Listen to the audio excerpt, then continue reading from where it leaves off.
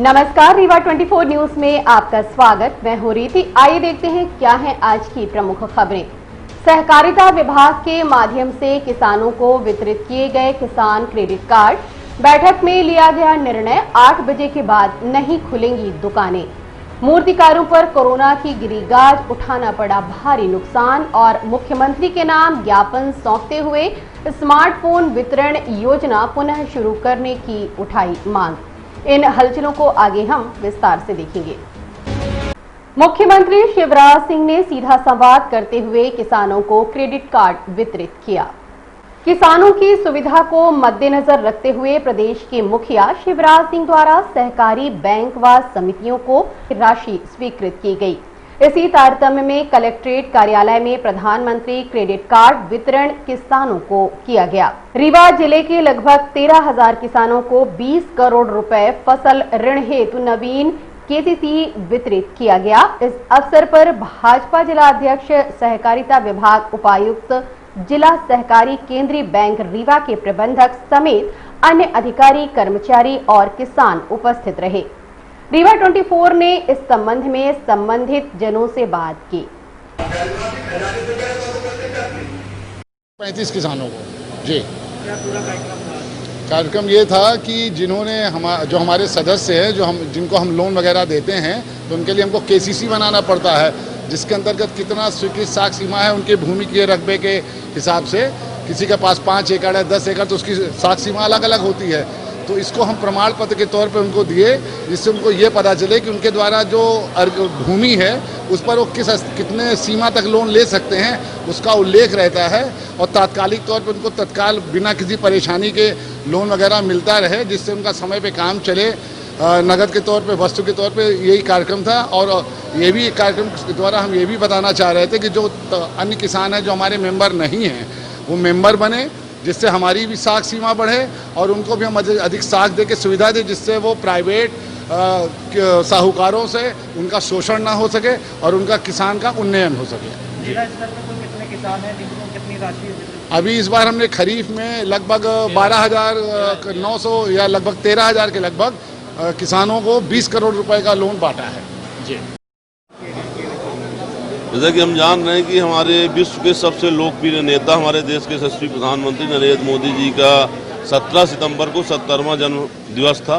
उसी तारतम्य में भारतीय जनता पार्टी द्वारा पूरे देश भर में सेवा सप्ताह मनाया जा रहा है और हमारे मध्य प्रदेश के यशस्वी जननायक मुख्यमंत्री जी ने इसे लोक कल्याण सप्ताह के रूप में मनाया। और इस लोक कल्याण सप्ताह के तारतम्य में जैसा कि हमने अभी 22 तारीख से चल रहा, आज 22 को सहकारिता विभाग द्वारा जो भी हमारे ऐसे कृषक हैं, प्रधानमंत्री क्रेडिट कार्ड योजना का वितरण हुआ है। इसके पूर्व में हमने महिलाओं के लिए लाडली लक्ष्मी योजना के प्रमाण पत्र वितरित किए हैं। पूरे रीवा जिले में 1,08,000 खाद्यान्न पर्चियों का वितरण किया गया है। ऐसे लोग जो कि बीपीएल में नहीं थे, फिर भी उनको पीडीएस के खाद्यान्न की आवश्यकता थी, ऐसे 1,08,000 लोगों को खाद्यान्न पर्चियाँ दी गई हैं। तो यशस्वी मुख्यमंत्री का ये मानना कि हमारे प्रदेश के अंदर कोई भी व्यक्ति जो कि किसी भी जाति वर्ग का हो, भूखा न रहे, वो किसी भी परेशानी में न रहे, चाहे वो हमारे मजदूर हों, चाहे हमारी बहनें हों, चाहे बालक हों, चाहे हमारे किसान बंधु हों, चाहे मजदूर हों। अभी हमने कल ही परसों ही देखा होगा कि हमारे जो वनवासी भाई बहन हैं, उनको जिस भूमि में वो रहते हैं, जहाँ खेती करते हैं, और उनके मन में एक हमेशा डर बना रहता था कि हमको यहाँ से विस्थापित कर दिया जाए, हटा दिया जाए, तो उनके लिए वन भूमि का पट्टा भी वितरण किया गया। तो इसी लोक सेवा सप्ताह के अंतर्गत ये सारे कार्यक्रम किए जा रहे हैं। यातायात पुलिस वीडियो रिकॉर्डिंग कर नियम तोड़ने वालों पर चालानी कार्यवाही करती नजर आई। यातायात पुलिस ने शहर के कॉलेज चौराहे के पास खड़े होकर वीडियो रिकॉर्डिंग कर सिग्नल जंप, बिना हेलमेट और ब्लैक फिल्म लगाने वालों पर चालानी कार्यवाही करते नजर आए। इस संबंध में रीवा 24 ने यातायात में पदस्थ एसआई से चर्चा की। वीडियो रिकॉर्डिंग करके मेनली सिग्नल जंप और बिना हेलमेट और ब्लैक फिल्म पे कार्रवाई की जा रही है। आज अभी 20 से 25 चालान सिग्नल जंप के हुए हैं, ब्लैक फिल्म के 2-3 चालान किए हैं। एक्चुअल में ये चौराहा है, यहाँ पे बिना मास्क वालों को रोकना थोड़ा सा मुश्किल हो रहा है, लेकिन उस पर भी कार्रवाई जारी है। 25 चालान मैंने कर लिए हैं, अभी और जारी है। कोरोना महामारी के बढ़ते प्रकोप को मद्देनजर रखते हुए बंगाल से आने वाले मूर्तिकार नहीं आए। स्थानीय कारीगरों ने गाइडलाइन का पालन करते हुए मूर्ति बनाया। कोरोना महामारी से हर वर्ग परेशान है, इससे मूर्तिकार भी अछूते नहीं हैं। आपको बताना चाहेंगे, नवरात्रि पर्व पर देश प्रदेश सहित जिले में भी जगह जगह पंडाल बनाकर प्रतिमाएं स्थापित की जाती रही हैं। बाहर से मूर्तिकार मूर्ति बनाने आते थे। बैजू धर्मशाला में मूर्तियां बनाई जाती थीं, परंतु इस वर्ष स्थानीय कारीगरों द्वारा मूर्तियां बनाई जा रही हैं। वो भी जिला प्रशासन की गाइडलाइन का पूरा ध्यान रखा जा रहा है। इस बार गाइडलाइन के अनुसार मात्र 100 मूर्तियां बनाने का आदेश दिया गया है। हर वर्ष 500 से ऊपर मूर्तियां निर्मित की जाती थीं। इस वर्ष कोरोना काल के चलते काफी नुकसान उठाना पड़ा। ये बात मूर्तिकार ने रीवा 24 को बताई। क्या नाम है? प्रिंस मूर्तिकार। किस तरह की तैयारियां? बस नवरात्रि की तैयारी चल रही है। आप तो देख ही रहे हैं, छोटी छोटी मूर्तियां बना रहे हैं। कुछ पुरानी मूर्तियां हैं पिछले साल की जो रखी हुई हैं।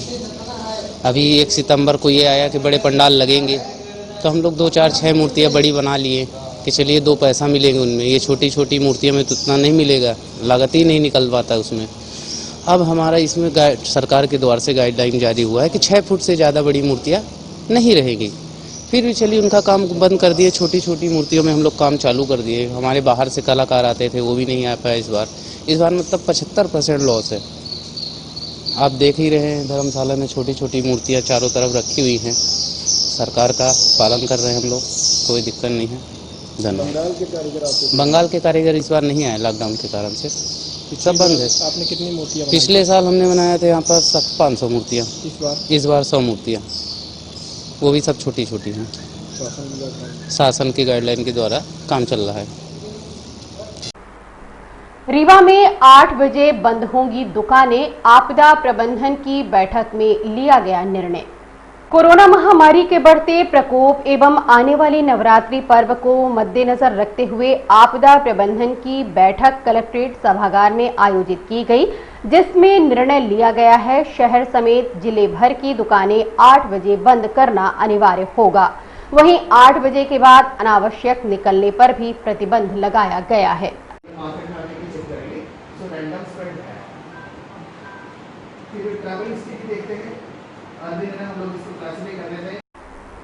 प्रधानमंत्री आवास योजना से वंचित रहवासियों ने कलेक्टर को ज्ञापन सौंपा है। रीवा जिला अंतर्गत ग्राम पंचायत करहिया नंबर 1 के स्थानीय रहवासी दर्जनों की संख्या में कलेक्ट्रेट कार्यालय पहुंचे और बताया कि उन्होंने ग्राम पंचायत में व्यापक पैमाने पर भ्रष्टाचार हुआ है। मात्र 10% लोगों को ही आवास आवंटित किए गए हैं, जबकि गांव के सैकड़ों लोग कच्चे मकान व झोपड़ियों में रह रहे हैं। उनकी मांग है कि प्रधानमंत्री आवास योजना का लाभ दिया जाए। इस संबंध में रीवा 24 ने ज्ञापनकर्ताओं से बात की। करहिया नंबर 1। क्या समस्या है? समस्या ये है कि हमारे हरिजन बस्ती, अफगान टोला और मलाहन टोला कुछ लोगों को छोड़ के बाकी किसी को आज तक प्रधानमंत्री आवास योजना का लाभ नहीं मिल पाया। कितने लोगों को नहीं मिला है? ये कम से कम 10% लोगों को मिला है, बाकी किसी को नहीं। 6 जन 4 जन परसेंटेज में आते हैं। 10% लोगों को मिला। कितने लोगों की बस्ती है? ये बस 2000 लोगों की है। उसमें सिर्फ 10% लोग। 10%। 15 साल हो गए साहब। ये कहाँ पर? ये अपने करहिया नंबर 1 शासकीय स्कूल के सामने गल्ला मंडी के पास। वार्ड नंबर कौन सा है? ये वार्ड नंबर 1 से लेकर 20 तक गिने चुने लोगों को मिला है, बाकी किसी को आवास योजना। ये है कि हिरण्या टोला भी अपने में आता है, करहिया नंबर 1 भी अपने में आता है, ग्राम पंचायत करहिया नंबर 1। अब आप क्या चाहते हैं? हमें चाहते हैं कि जो गरीबों को नहीं मिला है उनको आवास आवंटित किया जाए, उनको योजनाओं का लाभ। इससे पहले उन्होंने आवेदन दिया था, अभी तक कोई जनपद में दिए हैं, कोई सुनवाई। तो हम लोग इसलिए यहाँ पे आए हैं कि जिला कलेक्टर साहब का नाम सुने कि यहाँ पर निर्णय मिलेगा, इसलिए मैं यहाँ पे आया। स्मार्टफोन वितरण योजना पुनः चालू किए जाने की मांग करते हुए मुख्यमंत्री के नाम कलेक्टर को ज्ञापन सौंपा। आदर्श विज्ञान महाविद्यालय के छात्रों ने प्रदेश के मुखिया शिवराज सिंह चौहान के नाम कलेक्टर के माध्यम से ज्ञापन सौंपते हुए बताया कि 2016 में मुख्यमंत्री द्वारा स्मार्टफोन वितरण योजना शुरू की गई थी, जिसे कांग्रेस सरकार आने के बाद ये योजना बंद कर दी गई, जिसकी छात्र छात्राओं को आज बेहद आवश्यकता है अध्ययन कार्य को सहज बनाने के लिए। अतः पुनः इस कोरोना काल में योजना को शुरू करते हुए स्मार्टफोन वितरित किए जाएं। इस संबंध में रीवा 24 ने ज्ञापनकर्ताओं से बात की। मंत्री शिवराज सिंह चौहान जी द्वारा मेधावी योजना के तहत स्मार्टफोन योजना चलाई गई थी, क्योंकि बाद में जब चुनाव हुए और कमलनाथ जी की सरकार आई तो ये योजना बीच में बंद कर दी गई और 1 अक्टूबर से सभी छात्रों की ऑनलाइन क्लासेस हुई। तो आज हम सभी छात्रों ने अनुरोध किया है कि वह योजना फिर से चालू हो और गरीब छात्रों को मोबाइल। देवव्रत त्रिपाठी छात्र नेता मॉडल। और अब मिलते एक छोटे से ब्रेक के बाद। हड्डी जोड़ एवं रीढ़ रोग तथा स्त्री रोग एवं प्रसूति रोग का इलाज एक ही छत के नीचे। विघ्नहर्ता hospital and trauma centre, hotel landmark के पास, रतहरा, रीवा। डॉक्टर संतोष सोनी, पूर्व चिकित्सक, बॉम्बे हॉस्पिटल, मुंबई। हड्डी जोड़ एवं रीढ़ रोग विशेषज्ञ, छोटे चीरे एवं दूरबीन विधि द्वारा हाथ तथा पैर की हड्डियों का ऑपरेशन। गठियाबात, जटिल एवं बिगड़े हुए फ्रैक्चर का बेहतर इलाज करते हैं डॉक्टर संतोष सोनी। विघ्नहर्ता हॉस्पिटल ट्रॉमा सेंटर में ही स्त्री एवं प्रसूत रोग विशेषज्ञ डॉक्टर शैलजा सोनी भी उपलब्ध हैं, जिनकी देखरेख में नॉर्मल डिलीवरी, सिजेरियन ऑपरेशन एवं बच्चेदानी से संबंधित ऑपरेशन की बेहतर सुविधा। संतानहीन दंपत्ति तत्काल संपर्क करें। विघ्नहर्ता hospital and trauma centre, hotel landmark के पास, रतहरा, रीवा। सुविधाजनक एवं सफल इलाज हेतु आज ही संपर्क करें। विघ्नहर्ता hospital and trauma centre, hotel landmark के पास, रतहरा, रीवा। मोबाइल नंबर 7828781983 अथवा 8462956774 पर। शासकीय विज्ञान महाविद्यालय में परीक्षा कॉपी जमा करने के दौरान सोशल डिस्टेंसिंग की खुलेआम उड़ाई गई धज्जियां।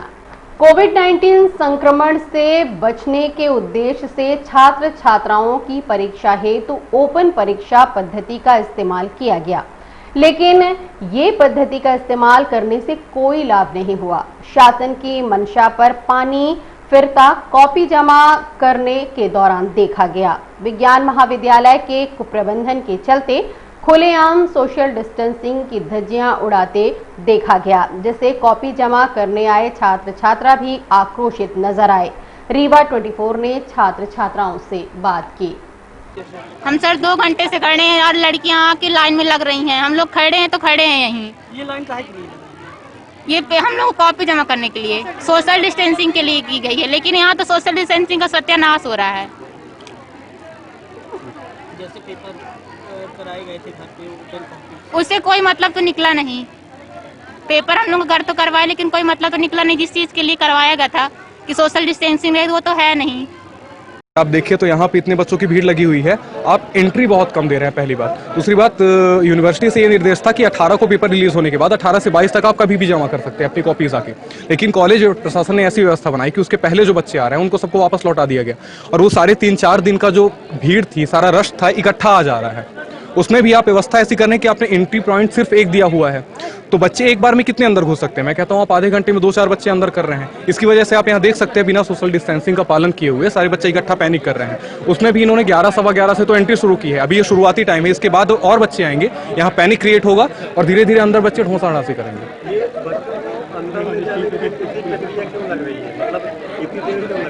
इतनी देर इसलिए लगी क्योंकि आप अंदर तो स्प्लिट कर दिए हैं, सभी डिपार्टमेंट का, सभी सब्जेक्ट का अलग अलग अपने काउंटर बनाए होते हैं, लेकिन एंट्री पॉइंट सिर्फ एक ही है। जैसे आप यहाँ पे 10 मिनट में सिर्फ 4 या 5 बंदों को आप अंदर कर रहे हैं, तो उसमें से एक चला जाएगा पीएसएम में, एक पीसीएम में। आप ऐसा कर सकते हैं कि 2 या 3 गेट में एंट्री बना देते, या फिर अंदर जो डिपार्टमेंट्स है वहाँ पे आप लाइन करवा देते, तो वहाँ पे भीड़ कम होती। यही जो 100 लोगों की भीड़ यहाँ पे है, वो जब डिपार्टमेंट्स में वहाँ पे बढ़ जाएगी तो वहाँ 10-10 बच्चे हो जाएंगे, तो इतना ज्यादा पैनिक नहीं क्रिएट होगा और सोशल डिस्टेंसिंग भी बनाई जा सकती है। लेकिन बाहर ये चीज संभव नहीं हो रही है। ये गेट में ये लोग thermal scanning thermal scanning is just a formality. इसके पहले भी कॉलेज बच्चे आते रहे, आप यहाँ पे भी देख सकते हैं। अगर 10 बच्चे अंदर जाते हैं तो उसमें इस फॉर्मेलिटी के लिए 2-3 बच्चों को थर्मल स्कैनिंग हो जाता है, वो इसके पहले नहीं हो रहा है। आप यहाँ पे देख लीजिए, आप खुद भी अंदर जाएंगे ना तो थर्मल स्कैनिंग आपको देख के करेंगे, फॉर्मेलिटी के लिए कर रहे हैं, लेकिन जो एक प्रिकॉशंस होनी चाहिए कोरोना की वो वहाँ पे बिल्कुल नहीं दिख रही है। सबसे बड़ी बात, सोशल डिस्टेंसिंग का कोई पालन नहीं है यहाँ पे। जी, अनुलक्ष उपाध्याय नाम है मेरा, 3rd ईयर का छात्र हूँ BSc। यहाँ पे जैसे देख रहे हैं हम लोग कॉपी जमा करने आए हैं, पर कोई भी सोशल डिस्टेंसिंग का कोई फॉलो नहीं कर रहा है, कोई भी रूल्स फॉलो नहीं हो पा रहे हैं। हम लोग यहाँ पे आए हैं कि सोशल डिस्टेंसिंग होगी, कोरोना से इन्फेक्टेड नहीं होंगे, पर यहाँ पे कुछ भी देखने को नहीं मिल पा रहा है। कब से खड़ी हैं आप? कम से कम 1 घंटे हो गए हम लोग ऐसे ही खड़े हुए हैं। क्या अंदर क्या सुविधा क्या बता रहे हैं, क्यों नहीं जाने दिया जा रहा? अंदर बोल रहे हैं कि एक एक करके आइए, इतने सारे बच्चे हैं, हम कैसे इकट्ठा सबको बुला लें। अब पता नहीं क्या हो रहा है अंदर। जानकारी के 18 से 22 तक जमा करना था, लेकिन जमा नहीं की गई। नहीं, हमने ये सुना था कि 22 तारीख को सुबह 11 से शाम 5 बजे तक आप कॉपी जमा कर सकते हैं।